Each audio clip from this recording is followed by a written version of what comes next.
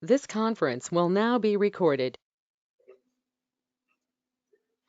Okay, so this is Charles Dice with the Southwest Coastal Citizens Advisory Committee in Arch Cape. So we'll call the meeting to order. I've already introduced myself.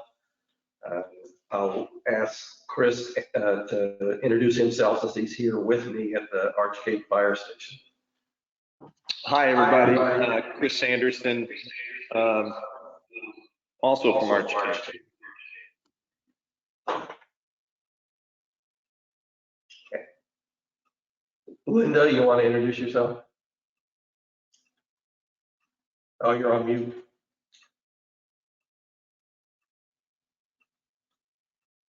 Yeah, Linda Ironman, Arch Cape, committee member.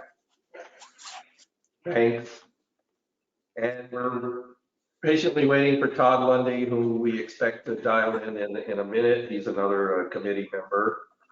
But we do have a quorum, so I think we can proceed. So I will turn it back for the moment to Ian. I do have a few introductory remarks to make, but I'd rather give Todd time to get here before that. So I'll turn it back over to Ian to review the meeting summaries. Sure, and just for the record, county planning staff, Ian Sisson, Gail Henriksen, and Julia Decker are here today. And one note for Chris and Todd, since you're in the same space, it's especially important that you mute yourself when you're done speaking. When both of your mics are on at the same time, we get the really bad echo.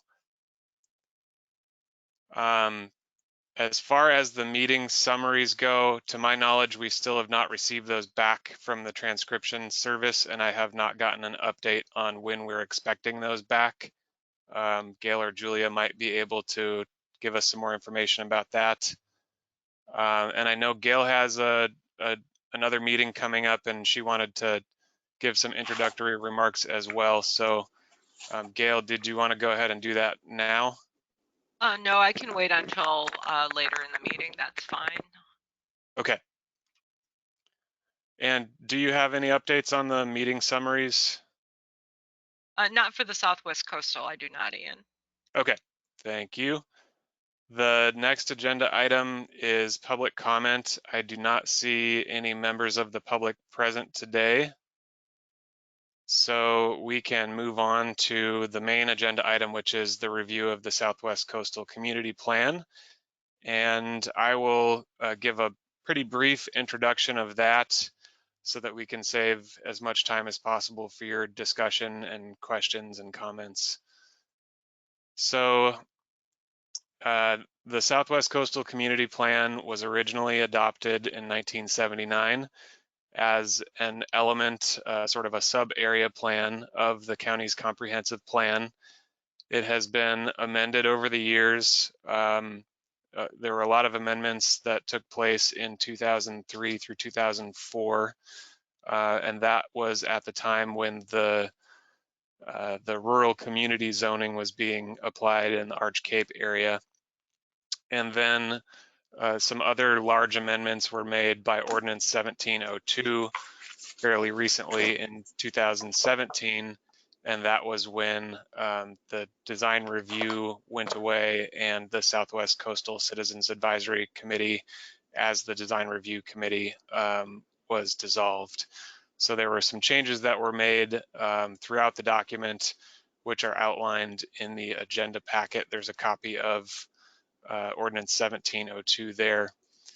The basic organization of the plan, and I should note from what I was able to gather, the amendments that were made by Ordinance 1702 have not been combined into the Southwest Coastal Community Plan document. So we kind of have to, for the time being, refer between the this version of the document, which was current through 2004, and then this copy of Ordinance 1702. because again, apparently those changes that were made by Ordinance 1702 were never consolidated into a final document format to update the community plan document. So the ordinance changes went into effect, but it's a little difficult to navigate right now because some of what's in the plan document is not actually what is contained in the ordinance as updated through 1702. With that said, the organization of the document has not changed, and so this table of contents is still relevant, and the way the document is organized is some background information and then a description of the different landscape units throughout the planning area with a map accompanying that information, a discussion of hazard areas and community concerns and development patterns. And the bulk of the policies in this document are going to be found in those last two sections with community concerns. So there are a set of goals and policies there, and then development patterns. And this is where we see that the goals and policies are broken between the different comprehensive plan designations.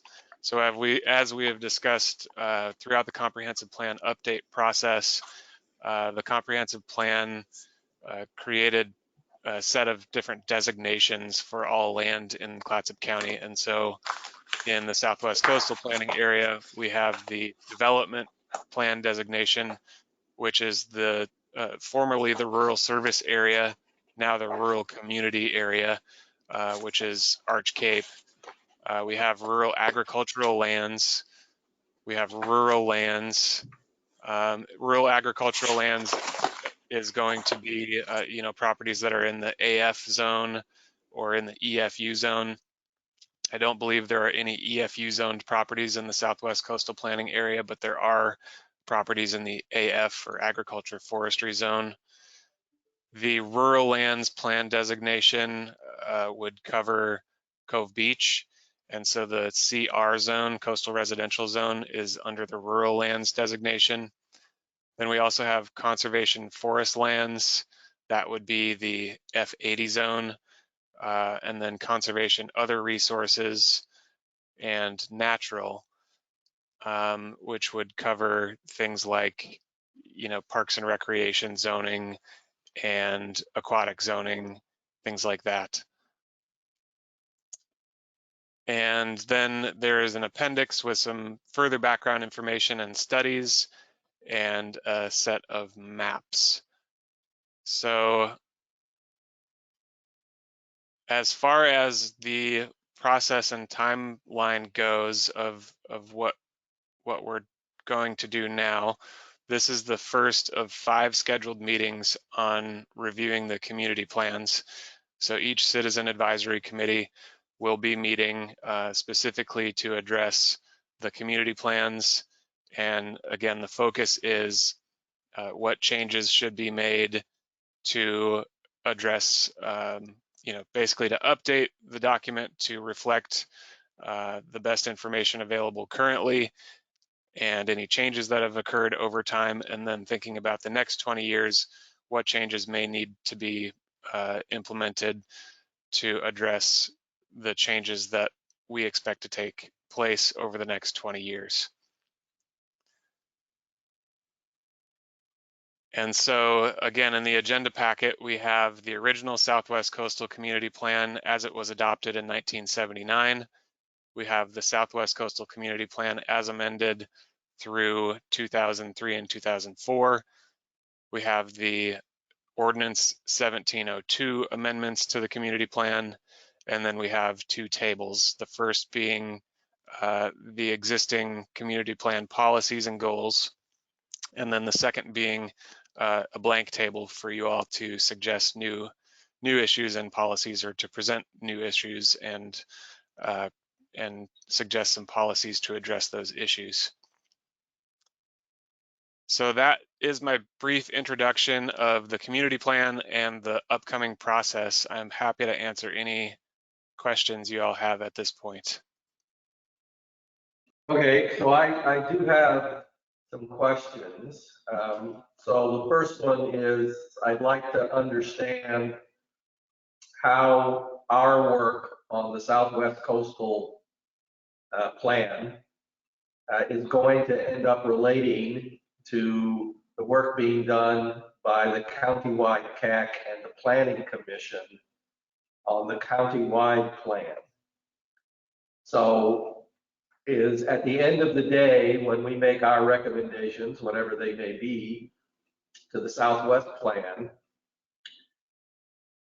what happens if they're at odds or different from whatever the countywide plan ends up being? That's a good question, Charles. So, you know, essentially, again, the community plans are sub-area plans for the different designated planning areas within the county. And each of those community plans is essentially, it's a mini comprehensive plan for a specific geographic area. And, you know, those plans should be consistent with the countywide plan. And so, you know, the overall structure and hierarchy will be the same, and the community plans will need to be consistent with the overall countywide comprehensive plan, but the policies will be more specific and the goals will be more specific to the specific issues, opportunities, needs of the geographic planning areas individually. Okay, and Ian, if I could add to that for a moment, please. Yeah, so just for the record, I'm Gail Hendrickson, Community Development Director. But if you recall, each of the planning area committees do have a liaison to the countywide board. Currently, your liaison is Todd, and I don't know if that will change as we move through the next few months. That's at your discretion. But the job of that liaison is to be ensuring that there's consistency between what's happening at the countywide planning commission level and what's happening in your local Southwest Coastal Citizen Advisory Committee. So the role of that liaison is becoming even more important as we move forward towards the end of this process. Okay, I think somebody just joined and is trying to speak.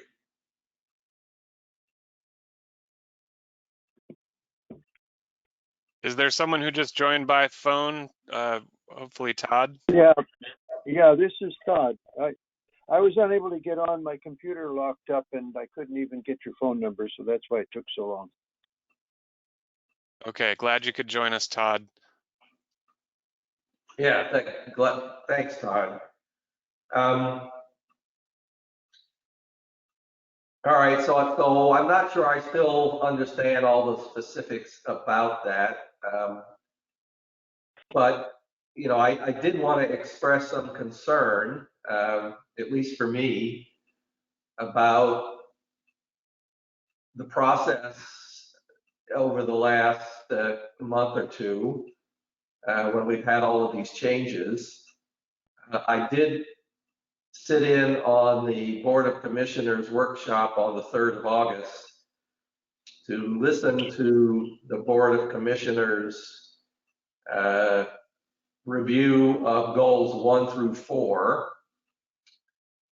And I was really concerned after listening to that discussion because it really sounded to me like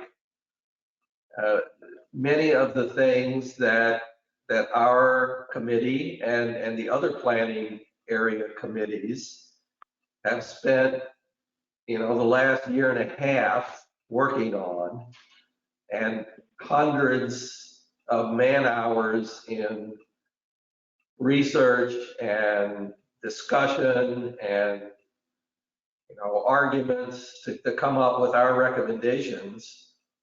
It really sounded to me like a lot of that was just getting thrown out the window. And the commissioners were coming up with, brand new ideas that just seemed very strange to me, such as doing away with the current planning areas and remapping them in some way, form, or fashion to align with the political districts in the county. So I just wanted to kind of bring that up and give an opportunity for the other CAC members to express themselves if they've got any thoughts about how we've ended up in the situation we are today. May I step in here? Please do. I support what your observations are, and when I was anticipating this meeting, I wrote up my feelings, and if I may share them, they're right along line with what you have just expressed, Charles. I don't want to take up meeting time with my concerns, but it seems that justification for continuing my service on this committee, I would prefer to talk to each of you in private, but because of our restrictions on talking about planning matters, I have to do it in this meeting. I question whether I should continue to serve on the board of county, to serve the Board of County Commissioners with my membership on this committee. If I quit, I understand that Gail will not be able to assign another member. Is that correct, Gail? I don't know where that rumor started. I don't believe that anybody has stated that, so I'm not sure where that came from. Oh, okay, that's good to know. Thank you. Anyway, from their actions, such as just what Charles has been reviewing, I've come to the conclusion that the County Commission sees our Public Interest Committee and the others as a thorn in their side. I believe that they will disregard our work and proceed to revise the comprehensive plan as it suits the interests of their special interest groups, such as the timber company, rather than the interests of the Clatsop County citizens. On a personal level, I'm 82 years old. Time and energy are limited for me. I don't wish to spend my time on what I consider to be futile efforts for the sake of having stood up to the powers that be. I understand that our roles are aspirational, the concepts for concepts of the county.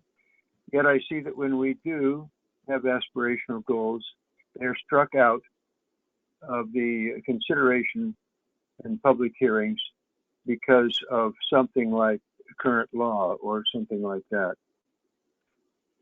This is very discouraging since we're supposed to be aspirational, and we all know that the way the laws are formed is by lobbyists in Salem exerting their powers on the people that write the laws. So unless laws can be changed by groups such as ours, stating aspirational goals, there's no way that we can improve our status or our situation.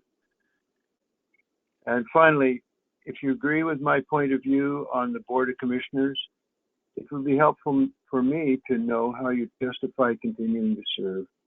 And if I'm wrong in this belief about the county commissioners, please tell me why. That's it.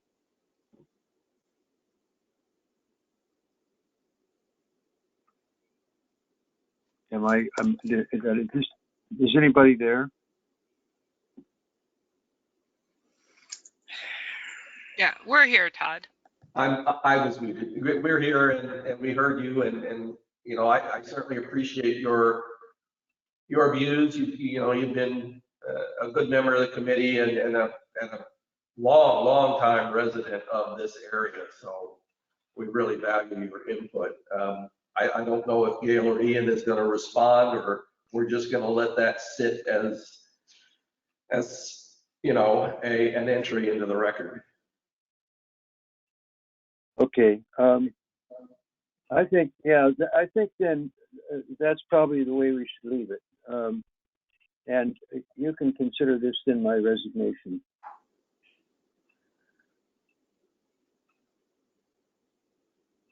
All right, well, I'd certainly like to talk to you a little bit more about that, but I mean, you're entitled to certainly feel the way you do, and there's no argument there. And I think we're all. Well, I was hoping for some rebuttal to that attitude, but hearing none, I don't know what to do. I think I'll just. But Charles, I don't think we can talk off the record. That's the problem. Well, I think you and I could talk separately about, you know, your participation in the committee. That has nothing to do with deliberations on, you know, committee business. So, you know, unless somebody serves me with a court order, you know, I would consider that to be an acceptable conversation that you and I could have individually. Okay. And Todd and Charles, if I could interrupt for a moment or follow up on your discussion. So Todd, first of all, I think I've encouraged you several times to stay on the committee. I know you and I have had several discussions via email about this topic, so I don't want you to feel that staff is just ignoring your comments. I think that we've been trying to address your concerns and encourage you to stay because we do value having you on the committee. Second, I think that Charles is absolutely correct that for you and him, or you and a separate member, to have a discussion about your feelings about the committee certainly doesn't constitute a public meeting.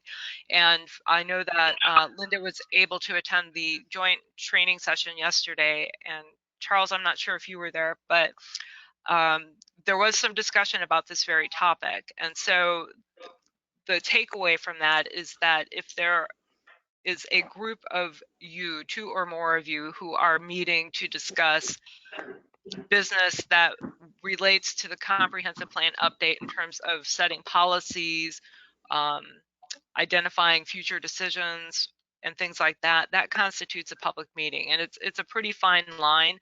And so we encourage everyone not to cross it, because then that puts the county in the position of not having adequately noticed the public meeting, not notifying neighbors or the public, recording the meeting, taking minutes. But certainly a discussion one-on-one between you and another committee member about your feelings about certain aspects of the process would certainly be well within the law. So. Okay. No, thanks, Gail. Okay, then Charles, I accept your offer to talk offline. All right, thank you, Todd. Yeah. So Linda's unmuted, so I think I'm just going to see if she had anything to say while we're talking about this global topic. I'd like to know what others feel. Linda? Oh, yes, I have some thoughts here. You know, I feel like it's a little unfair to put this on staff, because I do feel the staff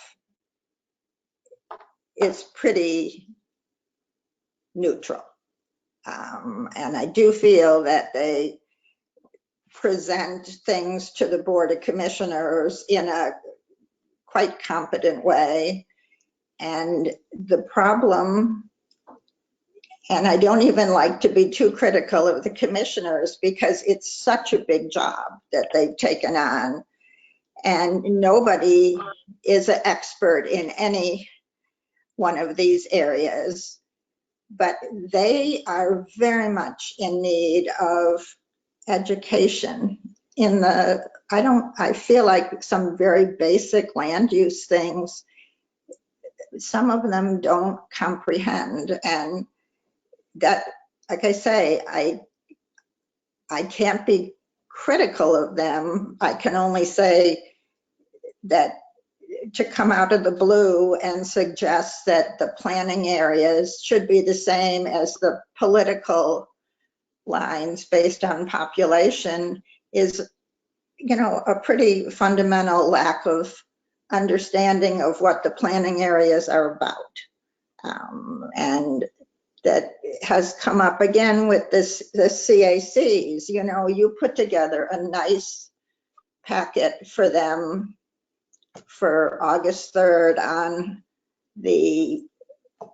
which direction they wanted to go on the CACs, and there was not a discussion on that. There was a off-the-wall idea that maybe they should hold their own town halls and that would take care of everything, which to those of us who have put literally hundreds of hours into this project, by however many 40 people or 30 people, however many people are on these CACs, that is, more than a slap in the face. That's a real insult.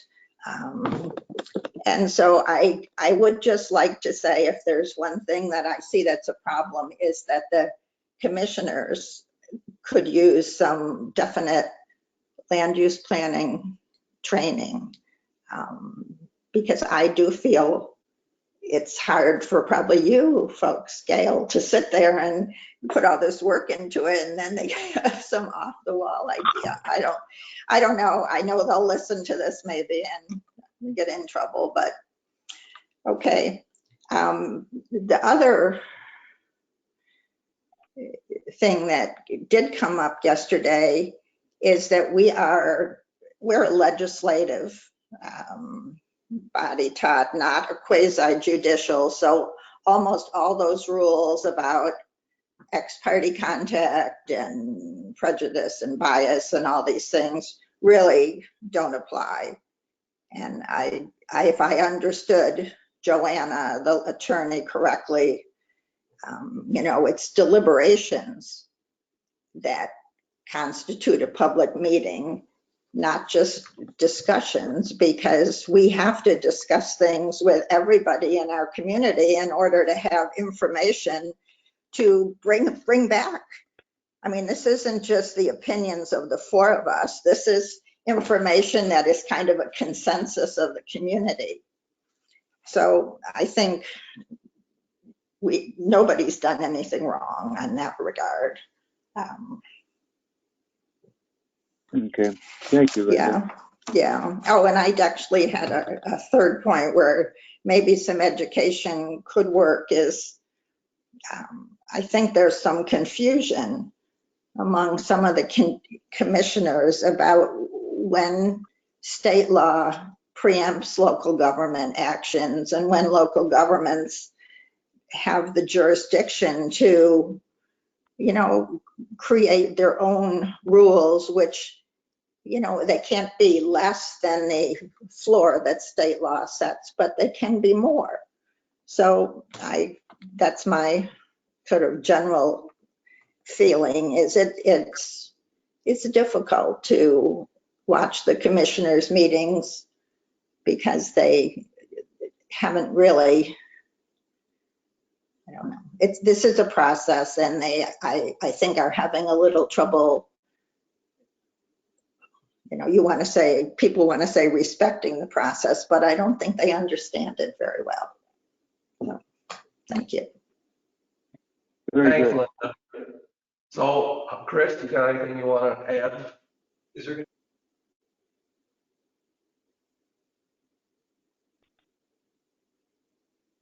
Chris, I don't know if you're on mute if you were going to provide any comments. No, I just didn't want there to be feedback. That's weird. All right, turn your mic off. I'm going to choose the pod. All right, can you guys hear me? Yes. My only thought is that, Todd, I hope you'll stay involved just as a member of the public at the very least, where you can provide, comment and input, because I think you'd add a lot of value in that sense. You can see there's not a lot of folks involved anyway, so it would almost be like you're a quasi member of the committee anyway. So I hope you'll stay involved, and you're welcome to talk, obviously, to any of us about what's going on in discussion and so forth. It is, the reason I got on it, it's first of all, I'm inspired by Charles and Linda and Todd and others who are so committed to the community, and it's interesting to kind of see how these things work. And so a lot of it is just kind of learning and observation for me. And I've learned, it's incredible how much I've learned in just a short time. So I appreciate all of their work. I'm interested to see how it works moving forward now that the process has changed. And I think it's a much more manageable process for the staff and the commissioners. I don't know if it'll be as effective, but we'll have to wait and see. Thanks, everybody. Thanks, Doug. Sorry, Chris. Okay, so that was kind of my thoughts about where we sit and some of our concerns. Hopefully you guys, meaning the staff, will kind of take our concerns under advisement and at least, kind of respect our feelings about this process, because I think for a number of us, we do have strong feelings about it. But that said, I think we should move into reviewing the coastal community plan. We all got the packet that Ian sent out, and the worksheets. So my suggestion would be to just start cruising through the worksheets as I understand it. We have essentially 5 meetings to get through these worksheets and make our updates or comments about what ought to change and what ought to stay. So why don't we get started with the citizen involvement policies under the Southwest Coastal Goals and Policies category on table 1. Charles, may I interrupt a moment? I'm going to stick with the group for a while. I appreciate what you all have said, and it makes me want to stick with it. However, I do not intend to continue with the county-wide committee, and I understand that both Linda and Charles are willing to take that up. So I'm suggesting that we have a discussion and a vote on which of you should take that on.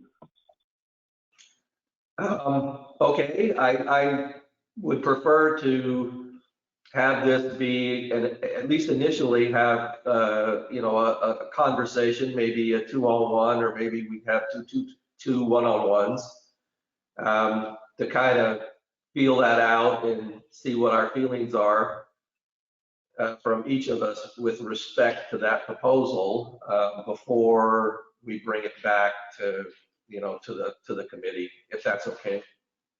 Yeah, that's fine with me. Linda, is that okay with you?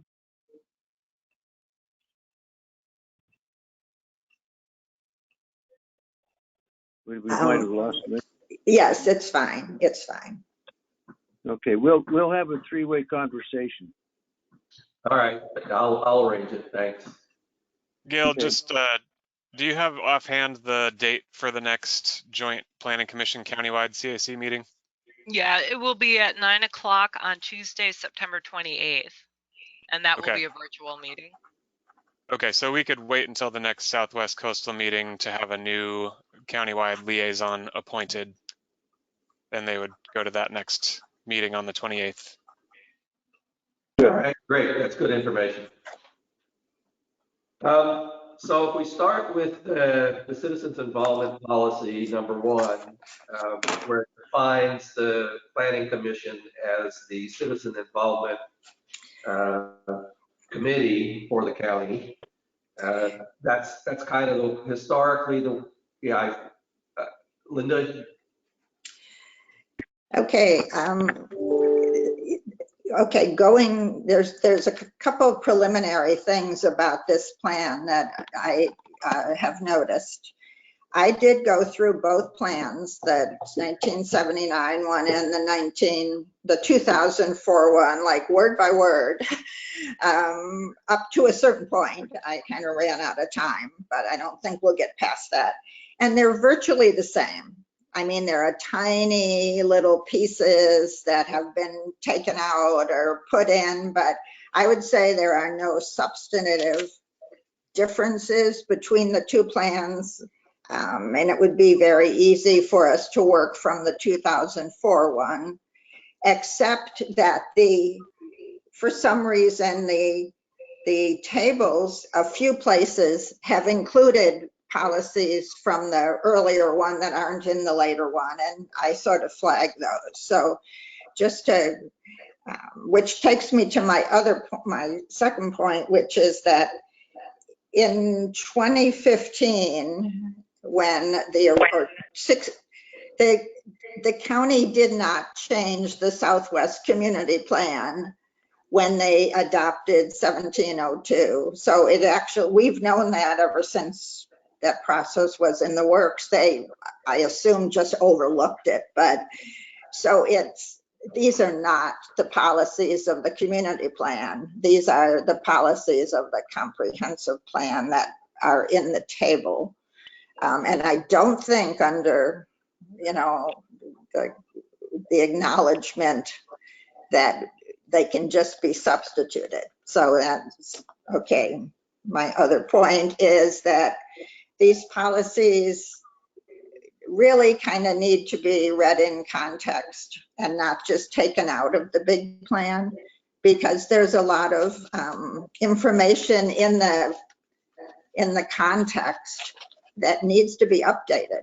I mean, we're going to have to do some work because there's a lot of factual information in here that in the commentary that it would be nice if we actually had updated information on. So I don't know what your plan is, staff, in terms of how you plan to write this up, but I assume there's the context is going to stay.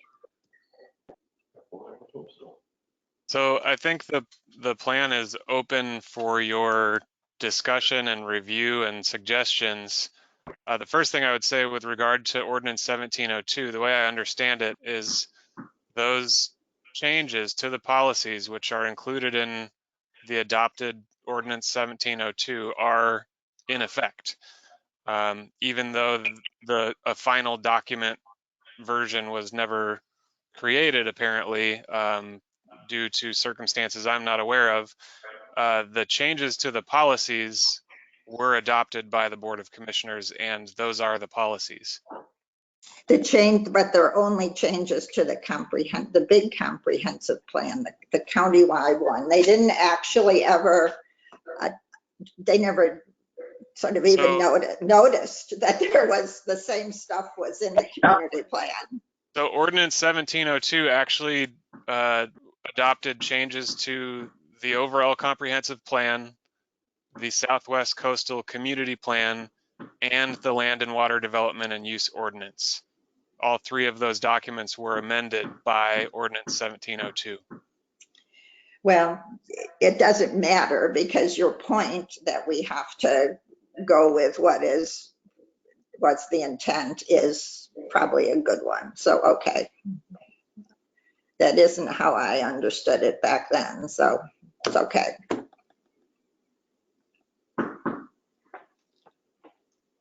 All right, anything else, Linda, before we dive into the number one here? So my comment on number one,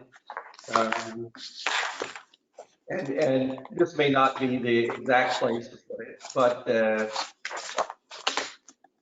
I think we recognize that the Planning Commission is the designated organization for the citizens involvement committee that is required under Goal 1 of state law.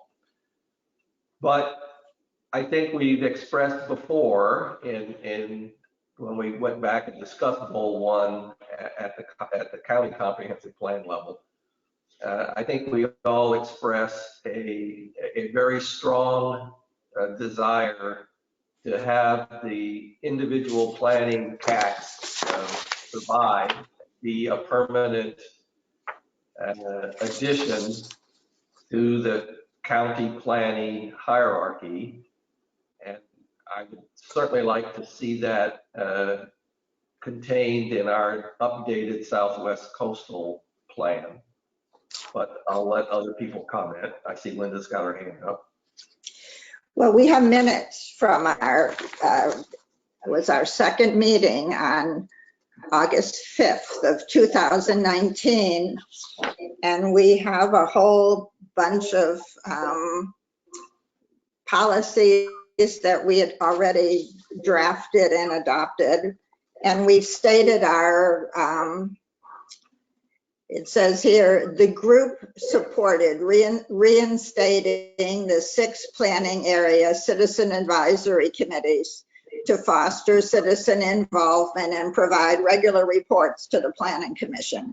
The group shared the perspective that local CACs would be better suited to advocate for local issues than the Planning Commission, which is constrained by time and geography and is primarily occupied with the review of quasi-judicial use matters.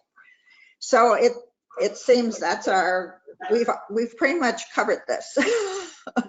We did a good job too, because we have 1, 2, 3, 4, 5, 6, 7, at least 8 policies here, I guess 9, that we already created. So I am wondering if these can be put into our table.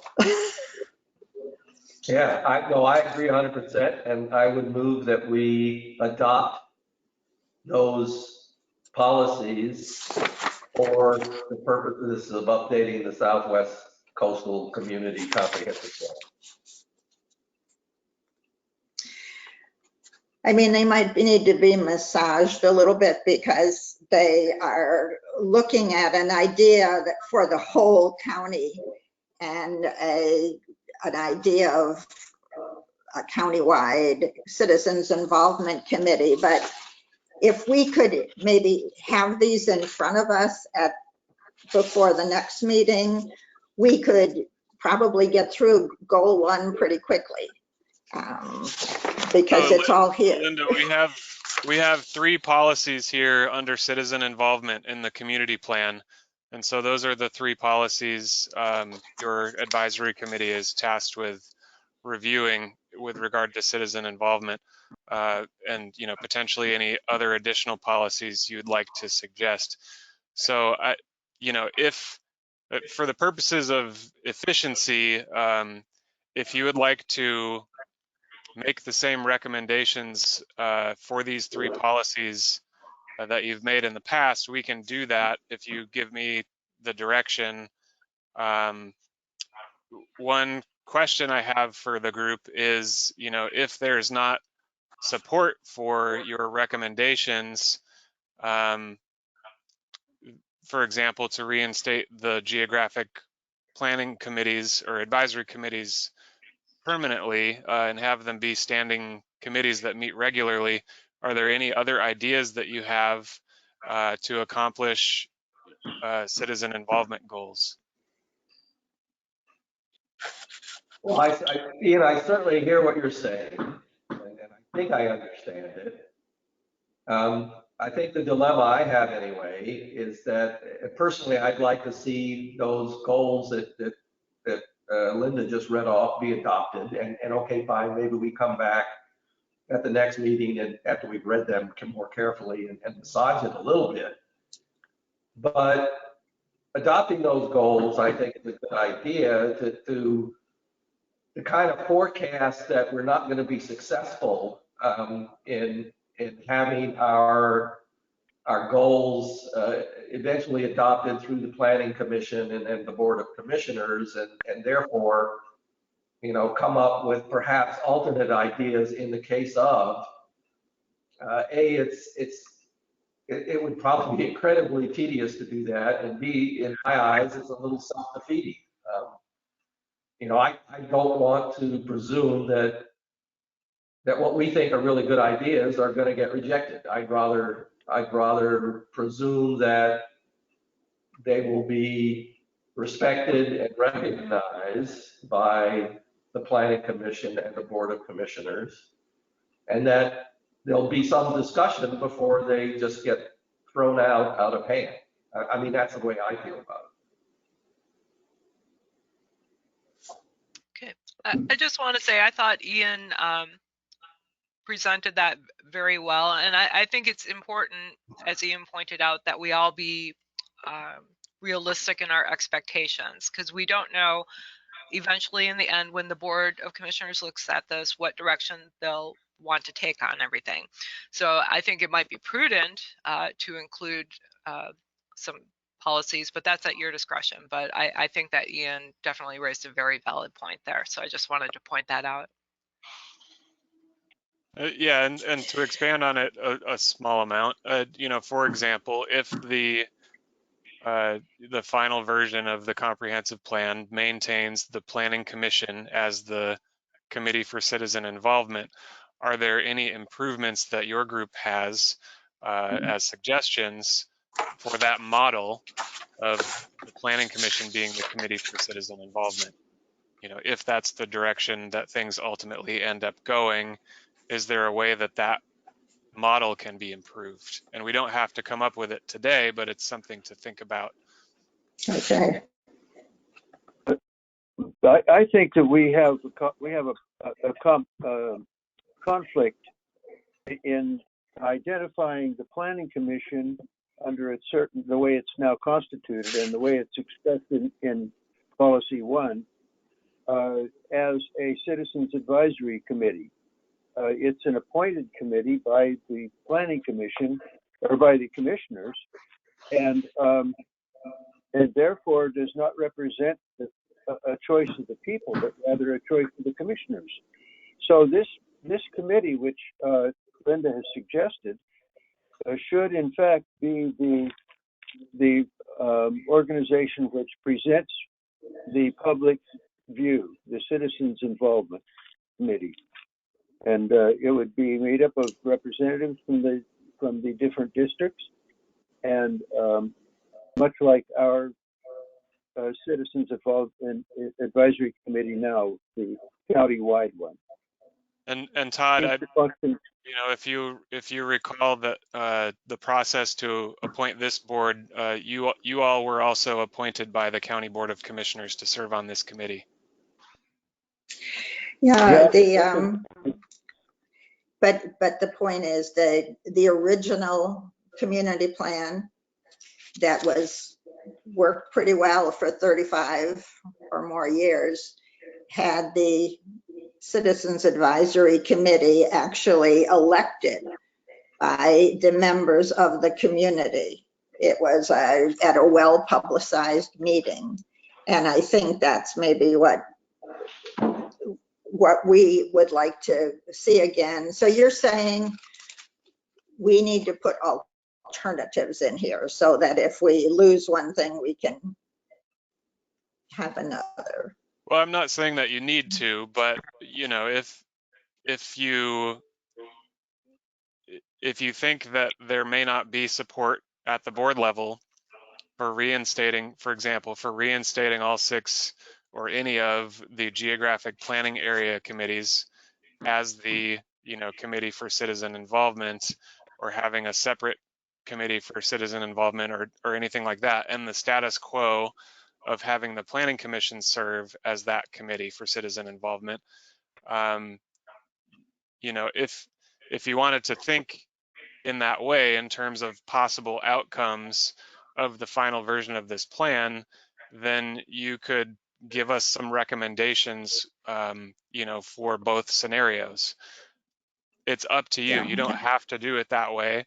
But if you think that maybe some of the recommendations that you are making, as much as you might believe that those are the right recommendations to make. If you think, you know what, maybe there won't ultimately be support for this, and we're going to be working with some version of the status quo, how can we improve on the status quo?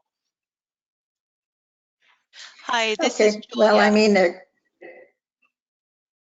Hi, this is Julia, and I just wanted to reaffirm. Gail had to leave, but I've been sitting in, and I think the term that I heard used, and I don't know if it was Gail or if it was Ian, but they said it would be prudent.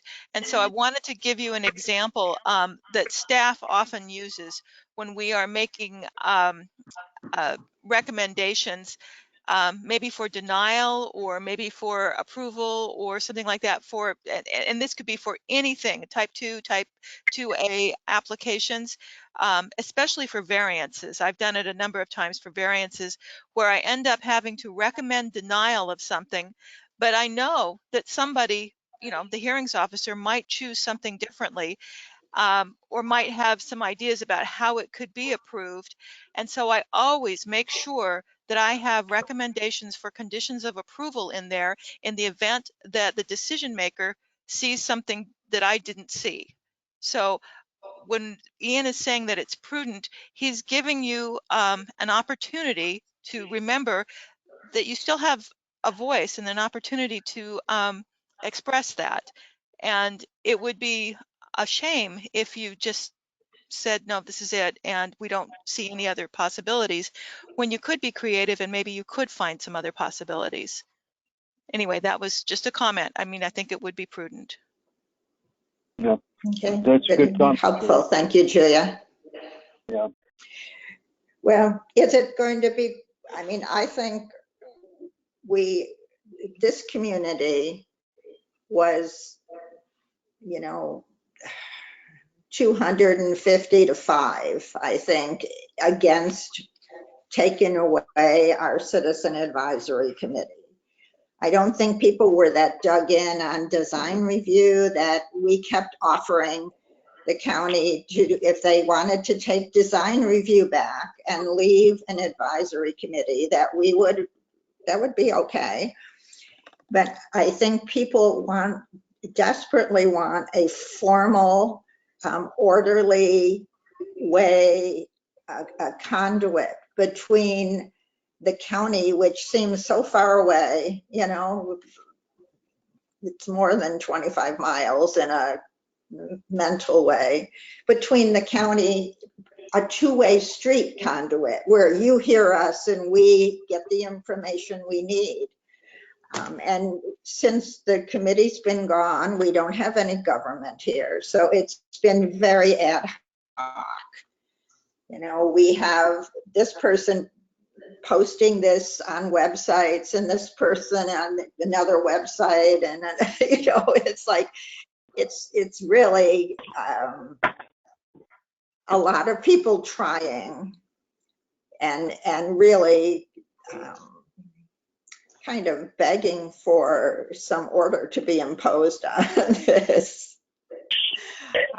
So I think I would say our number one is a committee, at least for our district, you know, but I understand I don't know, certainly the planning commission has not stepped in to fill the role. That has not happened. You know, Nadia Gardner is great. She does post things, but the planning commission is very busy on a number of things. So they don't have a program like the comprehensive plan says we have to have a program for citizen involvement. Not just, you know, you can speak at the beginning of a meeting if you want on anything.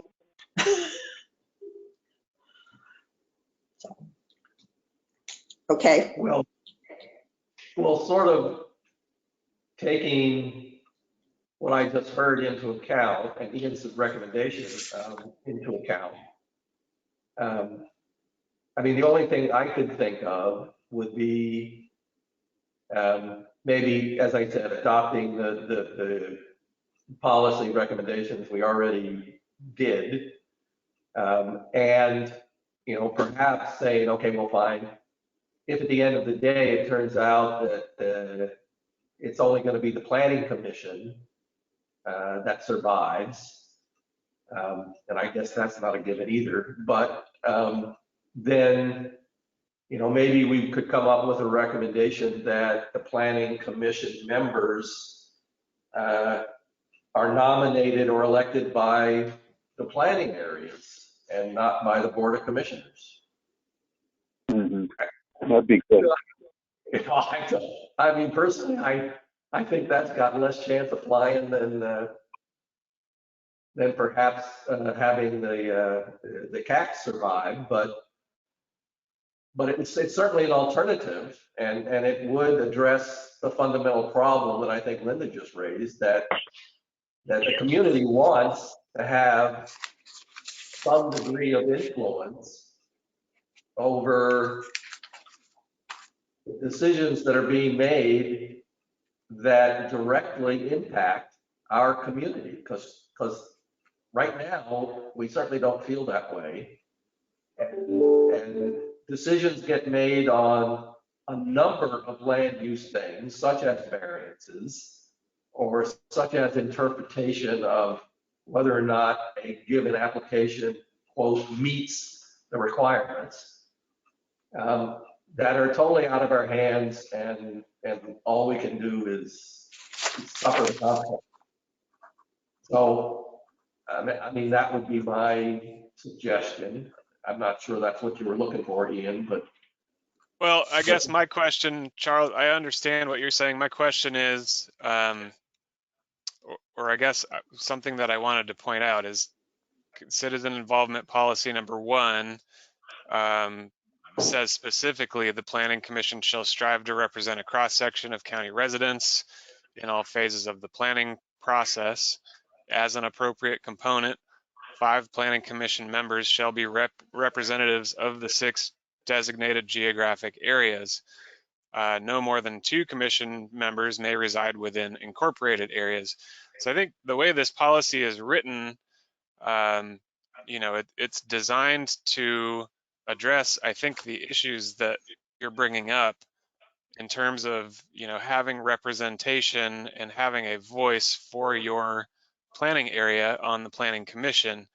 I will say that, in reality, it can be very difficult to get people to volunteer at all to be on the planning commission, let alone to meet this goal of having equal representation throughout the county. It's a small population of people, and not everyone has the knowledge or expertise or motivation or time to participate on a planning commission. And so part of the issue with citizen involvement processes in general is that there's only so much a municipality or local jurisdiction can do to facilitate opportunities for citizens to become involved, right? And so if there are improvements that we can make to provide more or better opportunities for people to get involved, I think that's the kind of thing that we want to include in your plan. But I think it also needs to be recognized that citizen involvement takes initiative by citizens to be involved in those processes and to take advantage of those opportunities that are available. And this is Julia again. I was just going to add, the County Board of Commissioners is the appointing body for the Planning Commission, but they can only select from people who are willing to put their names in. So regardless of whether you want to nominate a specific person, if that person does not want to be involved, that person does not have to apply. So the Board of Commissioners is selecting from an applicant pool that has volunteered. Yeah. Yeah, that's a tough one. Yeah, Linda. I would like to propose a recommendation here for our committee is the Planning Commission has apparently, based on some comprehensive plan amendments that I recently got from staff been the Committee for Citizen Involvement since 1990, and more prominently since 2017, because we haven't had a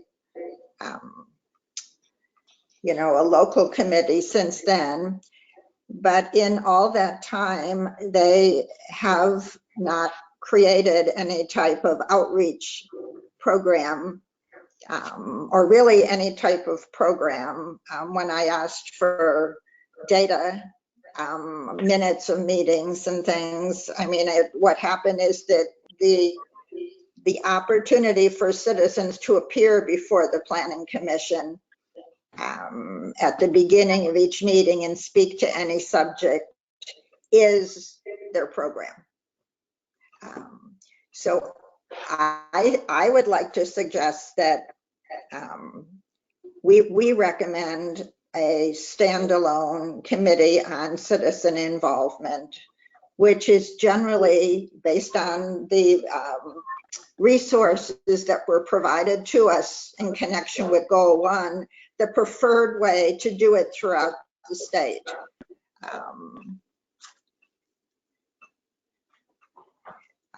If in the alternative, if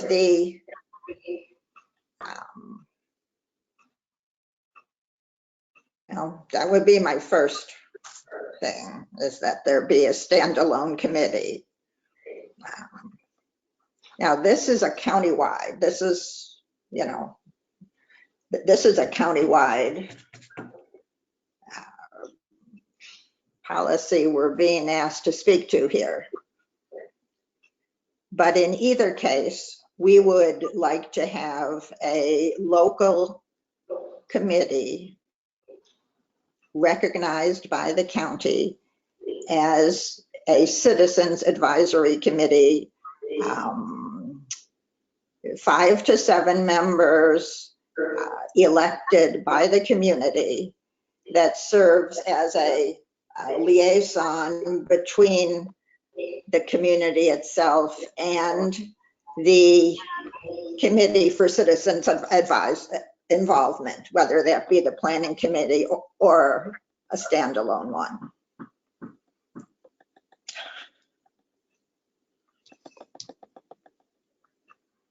Is there a way, Linda, to meld these two ideas by picking up on something that was suggested earlier, I think by you, that there be an ongoing effort to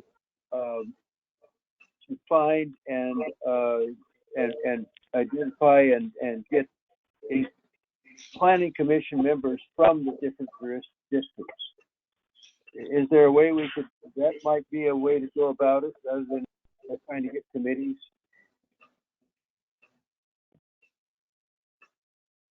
That's all.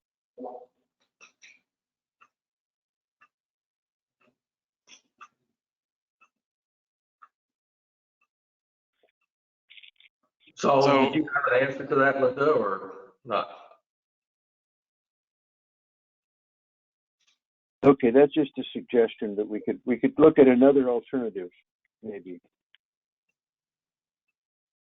So what I'm hearing is essentially you want to have a standalone committee for citizen involvement that would be representative of the various planning areas within the county, and it would be recognized by the county, but it would be separate from the Planning Commission. So basically editing policy one, editing policy one, and then, basically replacing the word Clatsop County Planning Commission with a standalone committee or whatever that would be called. So it would be the same. It would be the same model as the current model, but it would be a separate committee than the Planning Commission, right? The same model of nothing? Do no program? No. So right. So you're saying create a separate committee, which basically is devised the same way this policy is written. And instead of also reviewing quasi-judicial land use matters, they would exclusively deal with general citizen involvement. You know, I'm sorry, but we went through this and we had a lot of resources at the time that told us that that was actually the preference, was to have a committee whose job was to create a program that brought people into contact with government and brought government information to the people. And it included diversity aspects. It included, you know, rural versus built up. It included a lot of things. And the preference was a standalone committee, but the goal says you're supposed to have a program. So a citizen involvement program.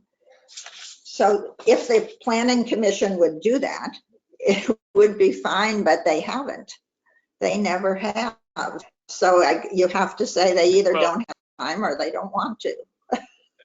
But I think, Linda, you had acknowledged earlier what the program was, that there is actually a program, but that maybe you think that it's not sufficient. So, so what would be a program that would be, you know, so you had outlined that the Planning Commission has opportunities for general public comments during their meetings, and that is your understanding of what the program currently is, but that isn't.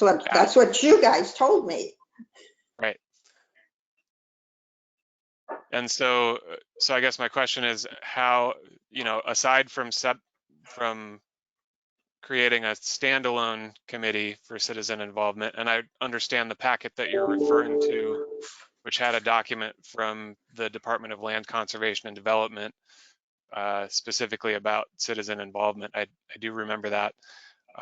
So it sounds like you're recommending, you know, taking elements of, or taking all of what was recommended in that packet from DLCD and making that your recommendation. Is that correct?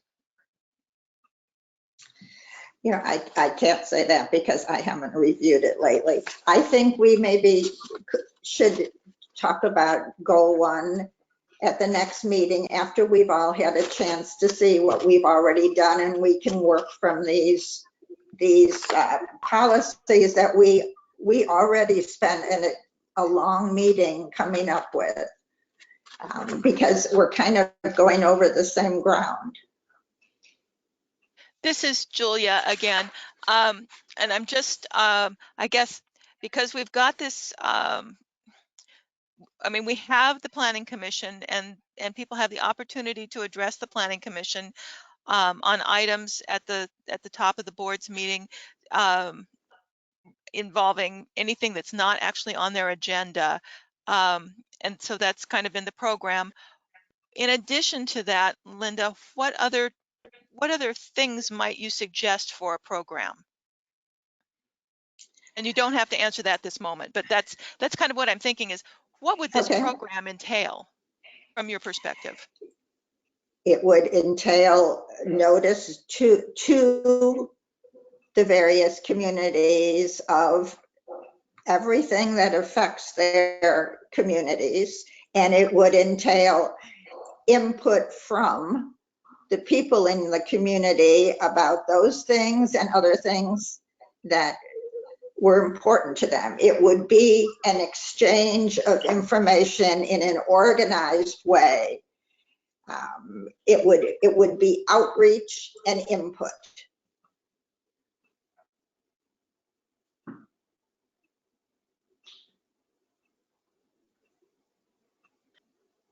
And particularly about things that were timely, you know. So, so not addressing the Planning Commission, but going to a different committee on a monthly basis or a quarterly basis to do to make public comment on just what's going on in the community, or I'm just trying to get my head around what an extra committee would do, or if it's something that would be wrapped into the Planning Commission's work. Well, kind of what I got out of what Linda said, and I'm in total agreement with it.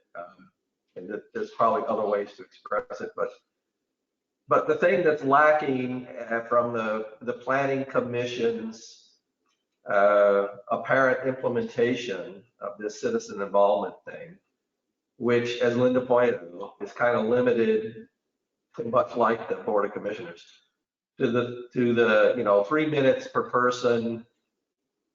You get to express your opinion, and everybody stays dead silent and just records your opinion, and then they move on with what they're going to do anyway.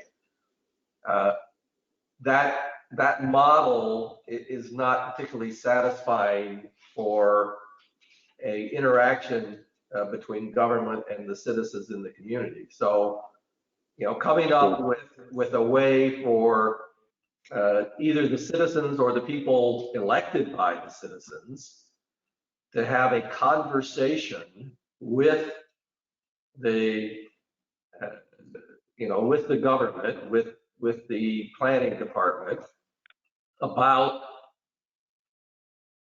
decisions that are getting made that affect that community, is what I see as the objective. And certainly in my mind, having the Southwest Coastal Citizens Advisory Committee as a standing committee, that's one way to do it, and in my eyes, the preferred way. But, maybe having a standalone citizens involvement committee that really has the charter to do exactly what I just said, to reach out to the community, tell the community what's going on, meaning tell them about every single application that comes into the planning department so people know, and then providing a mechanism for the community to respond to that. Yeah, maybe that could be a standalone citizens involvement committee that provides that conversation, two-way conversation between the two groups, and then relays that in some mechanism back to the planning committee. So I don't know, that's what I took away from that conversation. And it's not just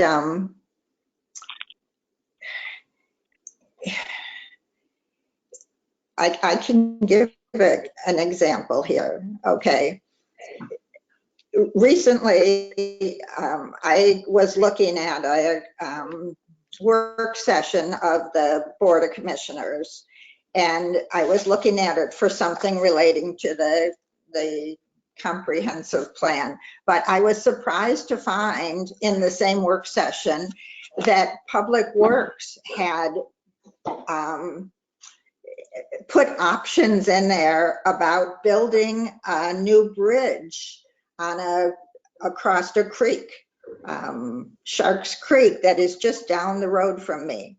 And there were 4 options that came from do nothing to create an automobile bridge, and then in between were pedestrian and close the road and force everybody to walk on 101 to get to their neighbors.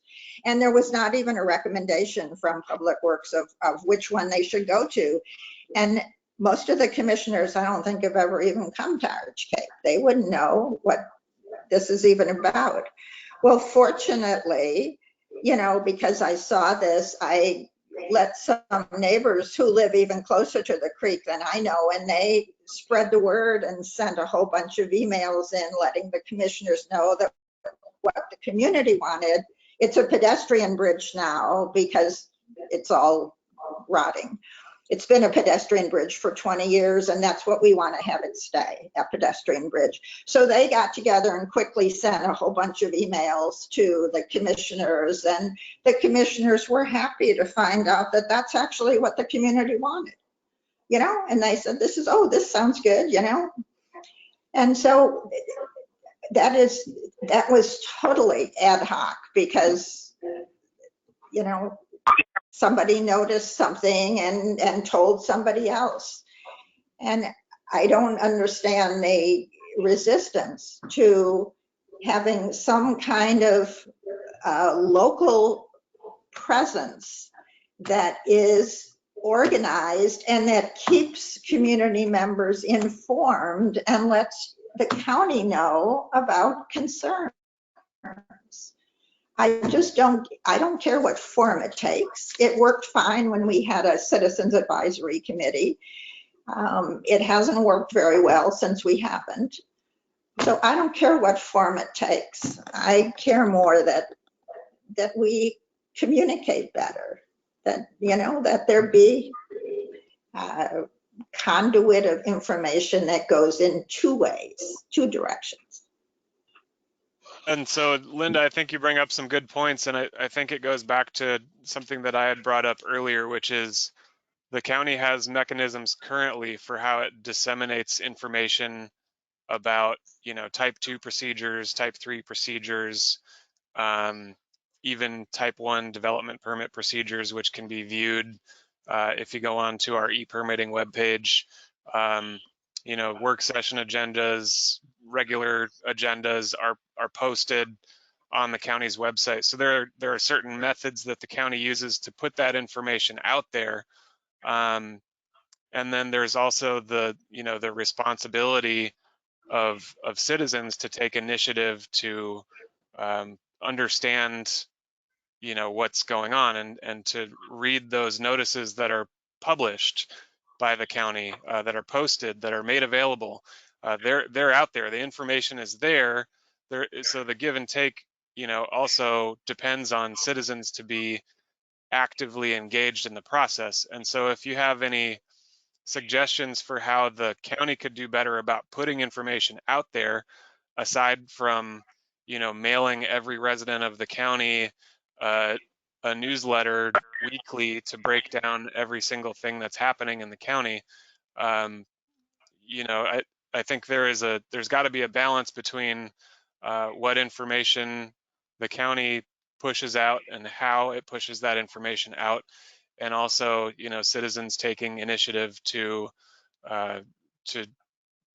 find that information and to review it, and then to take those opportunities to participate in the processes that are available.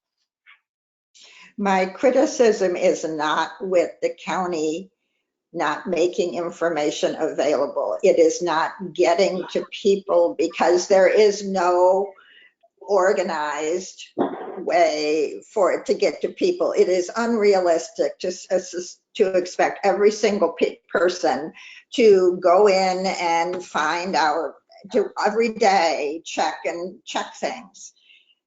We had for 35 years a committee whose job was to know these things and tell the people who mattered.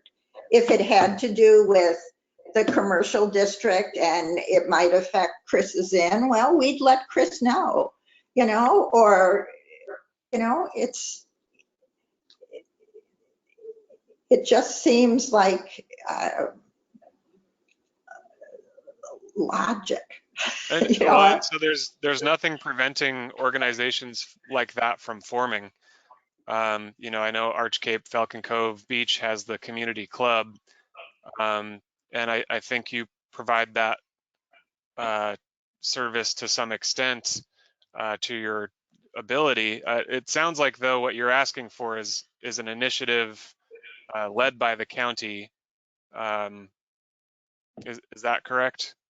A coordination effort. What we have now is ad hoc.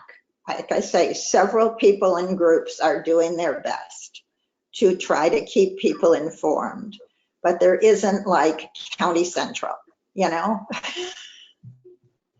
Okay, I said all I can say on this subject. Sorry, you guys, for monopolizing the conversation. That's okay. It's good conversation. I think it really is critical because, again, in my eyes, gold probably, a an overriding goal for everything else. You know, if the citizens aren't involved and don't have the opportunity to be involved, then really what are we doing? And the way it's working is not working well. And we're trying to come up with ideas to improve it, as Ian says. But there's a tension here, and the tension is between, I mean, the community wants engagement with the county, and the county doesn't want that, in my eyes. The county wants to put stuff up on the website and then limit any input to the 3-minute per person testimony at either the planning commission or the board of commissioners, and we're looking for something more. And I understand why the county wouldn't be, you know, tickled to death with that idea, because at the end of the day, it probably involves more work. But I, you know, from my standpoint, that interaction and discussion between the community and the county is what's lacking and what's needed. And whether we call it a Citizens Advisory Committee, permanent standing committee, or whether we call it a Citizens Involvement Committee that has outreach and two-way discussions, I don't know.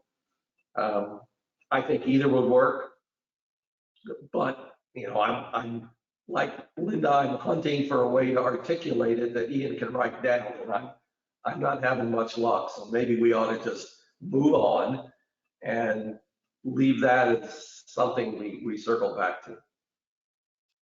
Sure. If I could give one final thought, I totally hear what you are saying with regard to, you know, not being satisfied with the current method, the current program, and, you know, things like being limited to provide a 3-minute presentation and then maybe not getting any feedback whatsoever from the planning commission or the board on what you have said, and that might leave a sour taste in your mouth if you know, have taken the time and effort to make a presentation and not get any feedback for it. I totally understand that.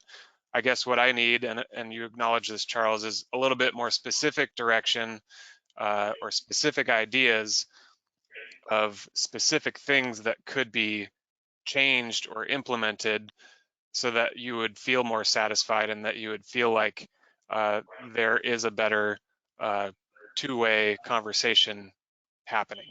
I'm not imagining what that looks like on my own. I think I need the direction and the input from you. This is Julia again. I was just wondering about what I've seen in other areas occasionally where the planning commission or the county commission, for that matter, does a road show periodically and just has like an open house in various communities to chat with the public. Is that anything that would be useful? In my mind, that is kind of separate. I mean, in my mind, it's kind of like this town hall concept. And the piece that's critical for me is an interchange of ideas and concerns that goes two ways. The county telling the citizens, you know, about all these applications and the requests that have come in that affect their neighborhood. And conversely, the citizens telling the county, well, you know, this idea is not a very good idea. And this idea, you know, if it's allowed to proceed, it's going to block everybody's view, or it's going to destroy the wetlands, or it's going to, you know, make a more dangerous, you know, access onto 101 or something. There are things that citizens are concerned about that ought to reach the ears of the county one way or another. So could that be done in a town hall? Perhaps, but I have never actually seen it. I've been to several town halls, and the modus operandi for the town halls I've been to is that the government folks, you know, listen a lot and maybe take some notes, but they do very little in terms of actually discussing the pros and cons on the spot. And that's the piece that's missing for me. And that I think something like a permanent Southwest Coastal Citizens Advisory Committee or a permanent Citizens Involvement Committee with outreach could in fact accomplish. But again, I'll certainly be happy to try and be more specific than that going forward. So Ian's got something to write down or write down from. And so just to be clear, you don't think the community club can fulfill that goal? I think the community club could. The problem is that there's no, back to Linda's point, there's no there's no formal mechanism that says that the county has to listen to what the community club says, right? I mean, the county can say, okay, good, we hear your opinion, fine, next order of business. That there needs to be, there needs to be something a little bit more formal than that. But in the case of the bridge, it worked, right? In the case of the problem was Linda just stumbled onto it, but yeah. And if Linda hadn't been there, it could have gone right unnoticed. And God knows what else is in the works that Linda doesn't know about, or I don't know about. It's just formalizing that, nailing down that one piece to get the. But the county's not gonna do everything that people want. No, I agree. The county's got They're not reasons. gonna agree, right? But there's no harm in discussing that in some forum where there's an opportunity to discuss it. Beyond some emails. Rather than, I mean, and Ian's, very observant and astute about how it feels to have a burning issue. Take it to the planning commission or board of commission for your 3 minutes standing down there in the well with the rest of the peons, presenting it, and then dead silence. Right. I mean, well, it's more than frustrating. What happens over time, once 2 or 3 people have experienced that, is they quit. They throw their hands up. And then citizen involvement goes out the window. Yeah. And So that piece has got to be good. so that's, yeah.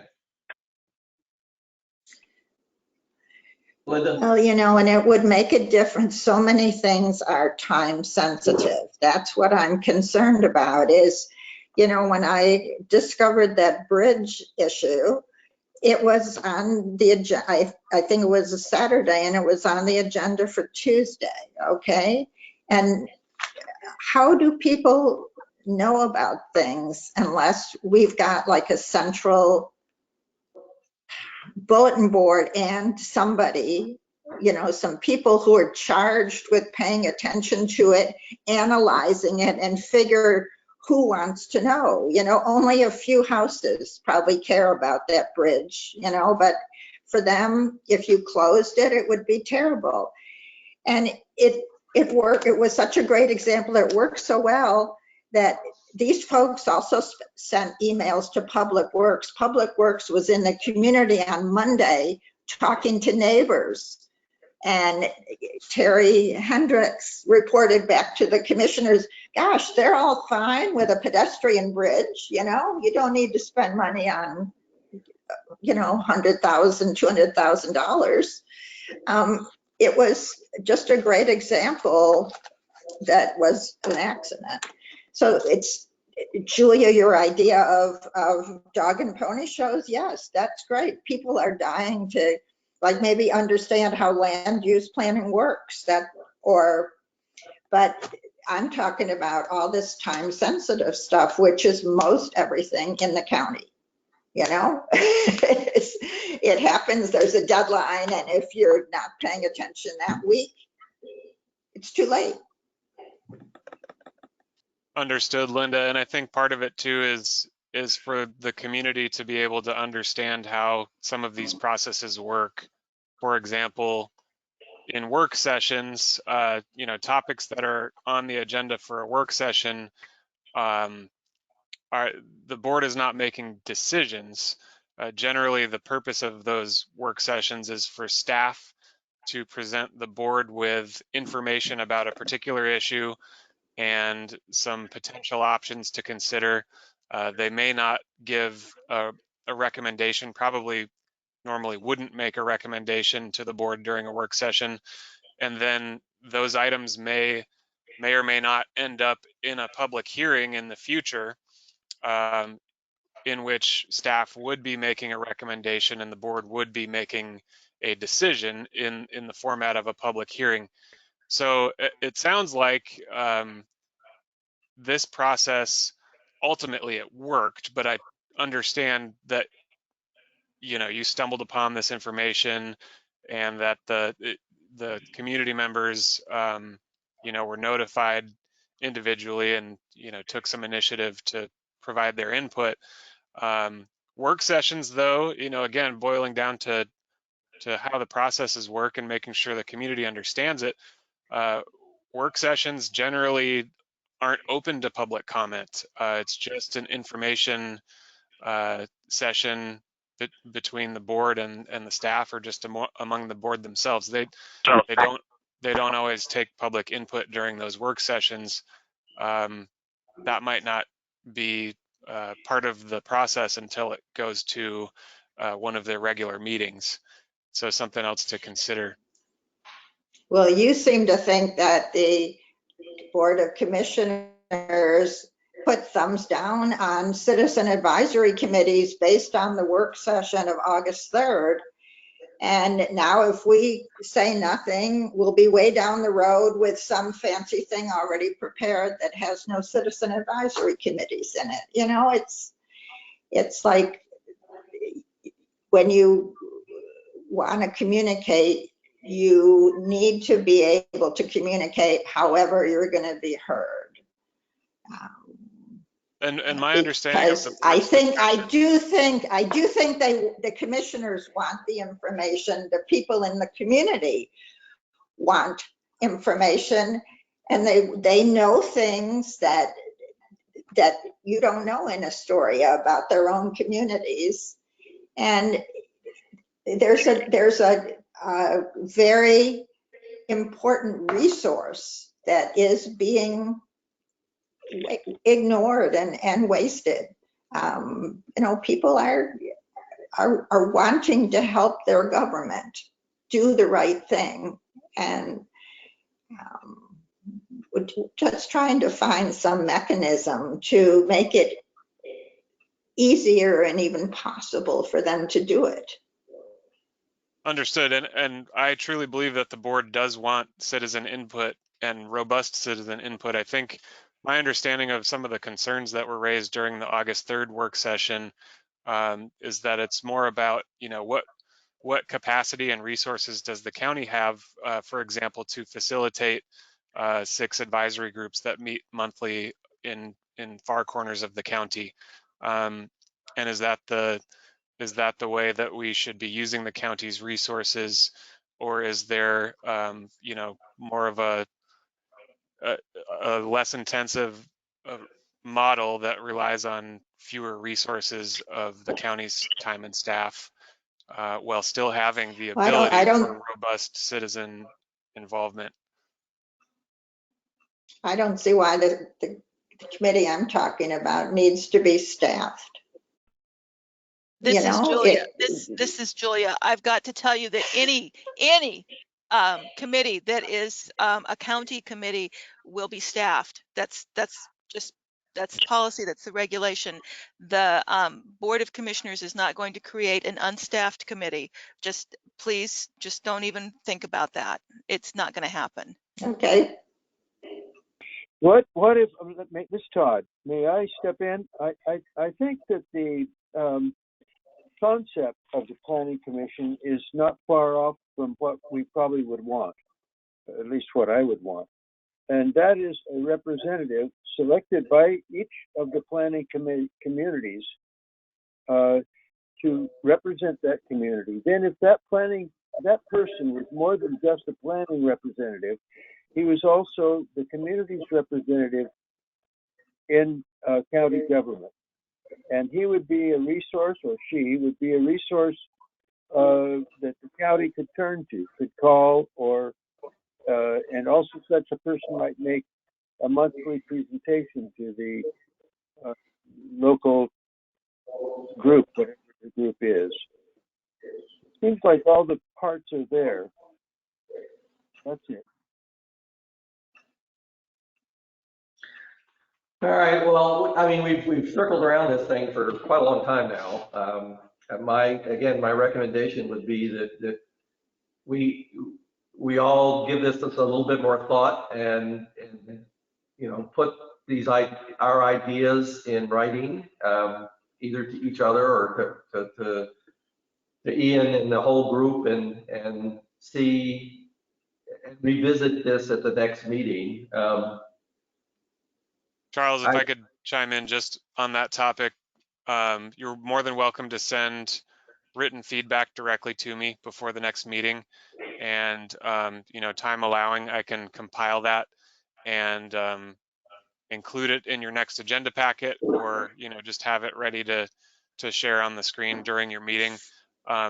If you're going to be having any discussions amongst yourselves, again, please be careful to acknowledge the public meeting rules. And so if two of you are, sharing ideas about, recommendations that you're going to make, I believe that is it 2 or 3 of you that would be a quorum? You need to avoid having any discussion about topics that you will be making decisions on or recommendations on with a quorum. That's what constitutes a public meeting. Yeah, no, I take that under, I understand that, Ian, and then what I really meant was what you said, sending the stuff to you and letting you, Sure, compile stuff and do the wordsmithing from that standpoint. okay. But kind of looking ahead, as I said, we only have 5 meetings to get through this whole thing. And prior to the last hour and a half of the conversation, I thought we'd be able to knock it out in maybe 3, but okay, maybe it's going to take all 5. But I think having everybody printing out and kind of reading through the goals and objective goals and policy statements that Ian already sent out from our prior work would be a great idea for all the committee members. So that as we move into like the next topic of landscape units and unit policies, as we're going through those, we've already read through what we said last time and what would be pertinent to the discussion. And maybe we can get through the subsequent topics a little bit more easily. That'd be my thought. And it's 10 minutes to 12, so I'm gonna kind of ask the group if you want to move on and try to tackle this landscape unit thing now, or if you just want to wait until the next meeting. I mean, I think we've spent a lot of time level setting, which is really appropriate because this is kind of a new thing. So it kind of makes sense to me that we would have gotten bogged down in most of the strategy and the tactics of how we proceed from here. But what does the rest of the people want moving forward? Well, I found it really easy to do things once I got past citizen involvement. Then it was kind of easy, and then I started making a list of new issues or issues that we needed to think about that aren't in the community plan or aren't in there well enough. So I think in one meeting we could probably get through the existing the existing policies, but there are so many things that aren't there, nothing about short-term rentals, for example, and when it was written back in 1979 and even in 2004, most of the homes were not rentals. They were second homes for people and everybody was friendly. It was a really different time. The plan needs to be gone through because it's very Arch Cape specific. And we want to be sure the entire Southwest coastal region has been considered. So we need time to do that. We need to work on the wetlands, which are barely mentioned in here. We need to think about development on the east side of Highway 101, and what we want to see with the rights of way over there. Do we want walking trails, and how do we want the access roads to be dealt with? What kind of systematic, orderly, thoughtful approach would we like to see for open space and things? Oh, I have many more. So I think we can probably, how I'd like to see it is get through the existing plan and then figure out what new things we want to add to it, and then figure out where they should go. All right, I like the concept. Personally, I think it would be great if each of us could give thought to those new things, just like Linda already has, and, you know, kind of reduce it to a list that we could send in to Ian, so everybody could get that in their hands and have time to think about all of those various issues, so that when we start talking about them, that it isn't just a surprise at that meeting, or just a new thought that gets brought up at the meeting. At least we've already been made aware that these are important things for us to consider, and we've already had some time to get our own thoughts together about what we would recommend for those particular issues. Does that make sense?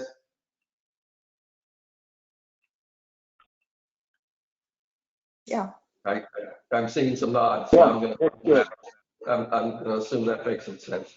I would say I think your plan sounds good, and it's good that you're recognizing, you know, the need for efficiency to get through these existing policies so that you save enough time to talk about the new issues. So I have provided everyone with a Word version of both tables. And so I would encourage you, if you haven't already done it or planned on doing it, to use those individually and go through each policy and write down your recommendations personally, so that when we do meet next time, everybody's ready to go with their thoughts, and we can quickly move through at least this first table of the existing policies and actually, you know, get through it in the space of one meeting if that's what you're targeting. And then the rest of the meetings can be, as Linda was suggesting, on the new issues that you want to address. So these tables, we can convert them in Word and fill them in ourselves? They're already, so on the agenda email that I sent you, there were 3 attachments. Right. That was the agenda for this meeting. So there was the PDF of the whole agenda package. I got them. Yeah, and then there were 2 Word documents, and those were the 2 spreadsheets. So you can fill those out. You know, if you have Microsoft Word or another, you know, compatible program, you should be able to open those files and fill them out. Okay. Or you can print them and handwrite them. If you don't have a printer, I'm happy to mail hard copies to you. You know, whatever works best for you, but I do think it's a good idea for each of you individually to go through the existing policies and write down your recommendations and thoughts so that we can get through these pretty efficiently at the next meeting. The only question I had, and I'd like to hear your response, is several places on the tables you say, well, this is now an ordinance. You know, this is in the comprehensive plan, but it's now an ordinance, so we recommend that it be deleted. And why is that? Why would you want to take it out of the comprehensive plan just because it's been turned into an ordinance? Well, the way the the process went back in 1979 and 80 is that the comprehensive plan goals and policies were adopted and the community plan goals and policies were adopted. And then those goals and policies were implemented into the zoning ordinance. So my logic is, you know, a lot of those goals and policies that led to actual zoning code requirements and development standards have already been implemented. So you don't necessarily need to keep them in the higher level planning document. If those goals and policies that were devised before the zoning ordinance have now been implemented in the zoning ordinance, I don't see that they need to be in the comprehensive plan or in the community plan any longer. Basically, they've become regulations, so they aren't necessary in the planning document because now they're regulations, they're ordinances. Yeah, But in the planning document, this suggests they're important. I think it was you, Julia, who told us a story about how it really helped you with some airport issue or something, that the language still in the comprehensive plan too. Sometimes it's necessary to be able to go back to the comp plan to see what the idea was, but if it's already an ordinance, if it's already a regulation, then it's already being implemented. If it's not already being implemented, I mean, that was the idea behind a lot of this, was to get things implemented a specific way back in the 70s when it was all being devised. So once it's implemented, it's a guiding regulation. It's already in the ordinance. It might be in the law duck, for example, but it's almost like mission accomplished sort of idea. But sometimes, you know, yeah, we do go back and just make sure that we're following the goals and policies. And so one down there about excavations in sedimentary highland or toms should be properly engineered to assure against slope failure. You know, one would think that would have, you know, been an obvious thing, but apparently it needed to be made into the general landscape unit policies. So that just, it's not an ordinance, it's not a regulation necessarily, but it does inform the land use and water development and use code. So it is helpful. And I'm sorry, I don't have a better example in front of me right at the moment. I just have what's on the screen. But there are other examples. Some of these are very directive and some of them are more vague and more general.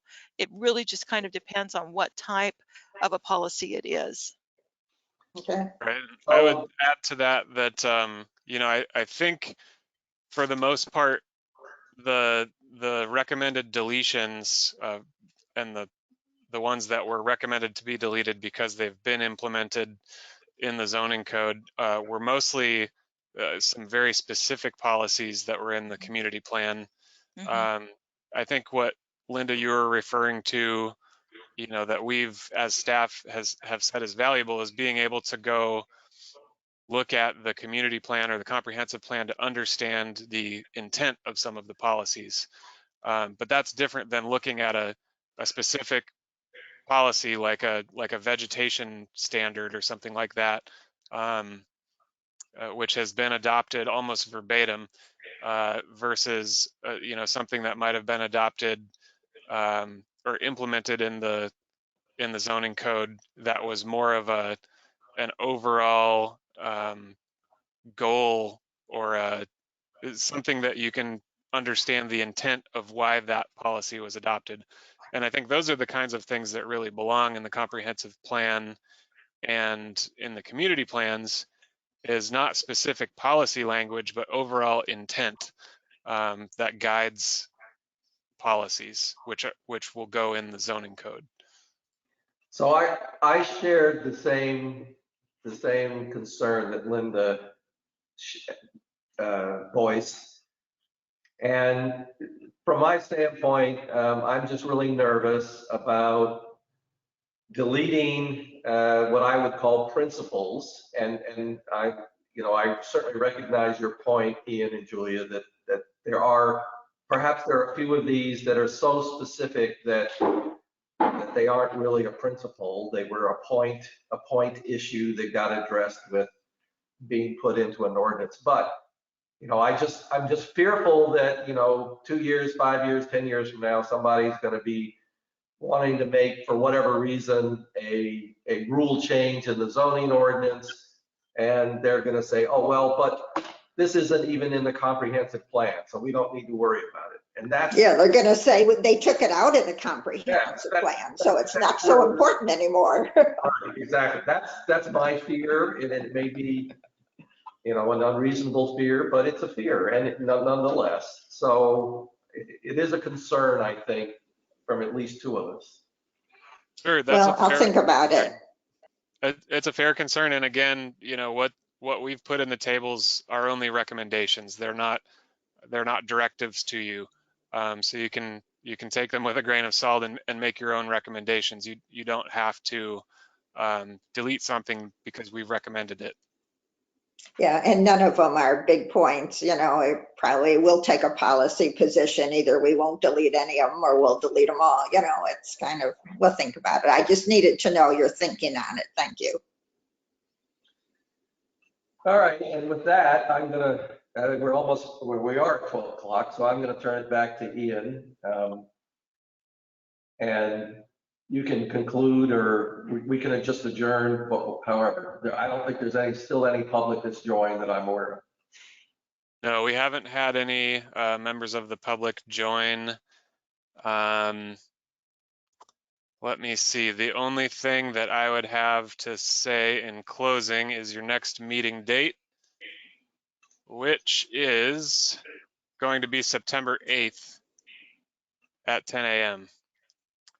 And it will be the same format here on GoToMeeting. So we will be sending out a reminder to you in advance of that meeting.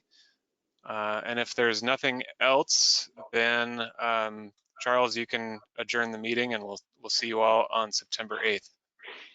All right, so I move we adjourn. Chris, I second. All right, Chris second, he beat you. All in favor, say aye. Charles, aye. Aye. Yes. Okay, perfect. Thank you, everybody, for dialing in and getting this thing started again. And thanks, Ian and Julia and Gail, for your patience. I don't envy you having to sit through this with 6 other folks, because I'm sure it's exactly the same back and forth, to and fro. So it must be a little bit frustrating, but I appreciate your patience. Well, it's a lot of work for all involved. It's a really big project. And as always, you know, we really appreciate all the work that you're putting in as volunteers. It's super important to the process, and we really value all of your time and work. So thank you. Thank you. We know you do. So appreciate hearing that. Bye-bye. All right, thanks everyone. See you next time. Okay, bye-bye. You're right, Linda.